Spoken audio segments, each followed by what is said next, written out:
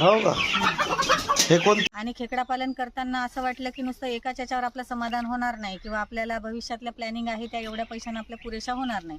त्याच्यामुळे मग आम्ही नवीनच काहीतरी करायचं म्हणून बटेर पालन करायचं ठरवलं आणि त्याचं घोटपाळ येथे जाऊन ट्रेनिंगसुद्धा घेतलं बटेर पालन कसं करायचं.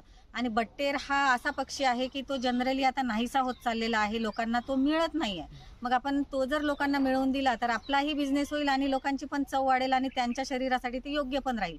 या दृष्टीनं आम्ही बटेर पालनाकडे वळालो आणि बटेर पालन खेकडा पालन केल्याच्या नंतर 1 वर्षाने आम्ही चालू केलं. आमचं खेकडा पालन ऑलरेडी सक्सेस आहे, चालू आहे, तरी आम्ही बटेर पालनात उतरलो. बटेर पालन सुद्धा आमचं आज रोजी चांगल्या प्रकारे चांगलं आहे, चांगलं जनरेट आहे आणि आम्ही बटेरवर सुद्धा चांगलं काम करतो.